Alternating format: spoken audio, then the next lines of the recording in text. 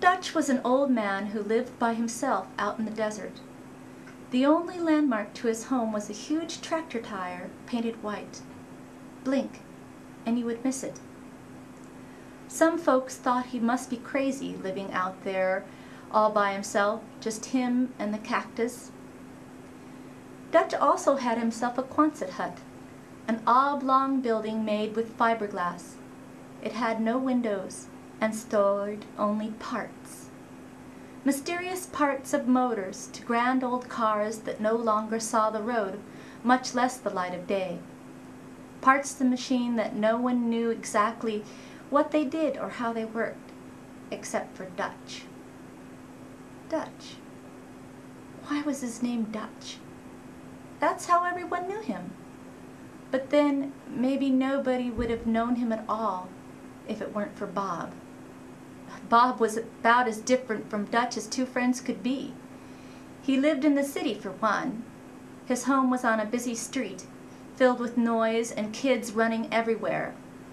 His yard, too, was filled with parts, but it also held ducks, geese, chickens, and rabbits, so Bob was a little crazy.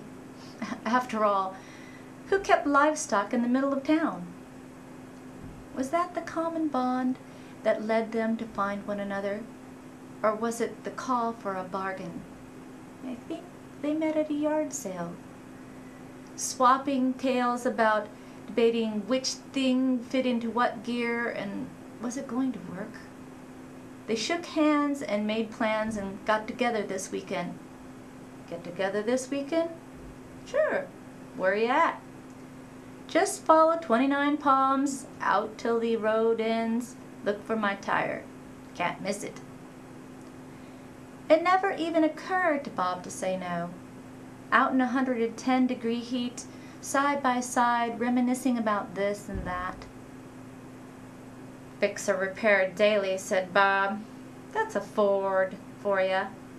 Yeah, Dutch would oblige. Shove it away and leave it. Chevrolet. The day would pass by and Dutch would offer a cold one. How did he keep the refrigerator going? An old generator from Sears. Got her wholesale, Dutch would brag. Both men were of the opinion that why pay for something if you can get it for free?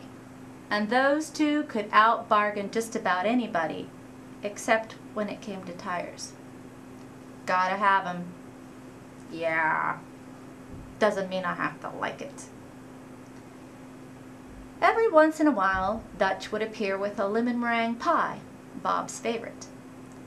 And Bob would come up with sarsaparilla, or a 6-pack of Cactus Cooler. Dutch liked it best when Bob would bring up 6 or 7 kids packed in a Rambler station wagon. They'd be looking for special rocks or fool's gold. Dutch would catch a horny toad and stick him in a coffee can for a few minutes just to scare the girls. Dutch would tell them, tarantula time, look out. The hairy little spiders would come out of the desert by hundreds. They would swarm out en masse just like a horror film, a tidal wave of legs all in motion, and sometimes Bob would catch one and put it in his hand. He'd pet it, just like a cat. Then he'd try to tempt one of the kids with his new pet before releasing the fuzzy little creatures. I suppose none of those kids are truly afraid of spiders these days. I guess you could say that Bob was just as crazy as old Dutch. Maybe that's why they were lifelong friends.